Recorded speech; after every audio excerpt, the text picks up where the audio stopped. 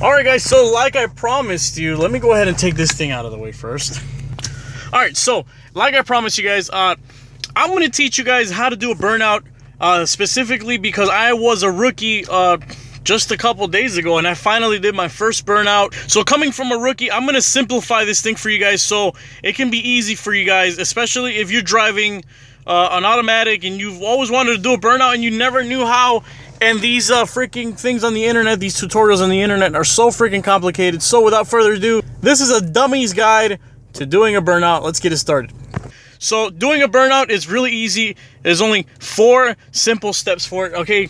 Always make sure that you have a car that has enough power to at least lose traction in the rear tires. First thing, step number 1. First thing we're going to do is we're going to turn off right here the electronic stability control. There it is right there.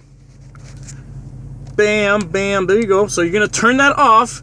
That little light on means right there, it means that it's turned off. Step number 1. Step number 2, and remember, this is for automatics only. If you have a sport mode, if you don't have a sport mode, that doesn't really matter. It won't make a difference anyways. But if you do have a sport mode, go ahead and bam, there you go. Boom. Sport mode activated. We are in first gear. Make sure you activate your sport mode. Okay? Step number 3, really simple, guys. What you're gonna do is, you're gonna hold your foot all the way down on the brake.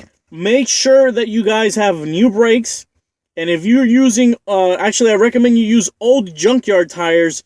If not, make sure you have brand new tires because it's gonna wear out your brakes a little bit, and it's gonna wear out your tires a little bit depending on how long you do the burnout for. Anyways, what you're gonna do is you're gonna hold your foot all the way down on the brake.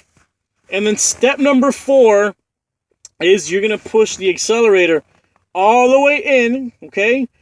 And then slowly start releasing the brake. You're going to feel the car start jerking. It's going to jerk back and forth, okay? What you're going to do is slowly start releasing the brake. Never let go all the way, though. Never fully let it go.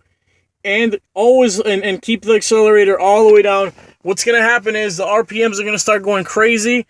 But the car's not really going to go anywhere. So what you do is, boom, you rev it. Bam, bam, bam. I know that sounds stupid, but you just keep revving it. Take the RPMs pretty high. Just don't try to redline it. And like I said, foot always stays on the brake, but just slightly release it. Just slightly. So your tires can actually start spinning and lose a little traction, but they don't go anywhere.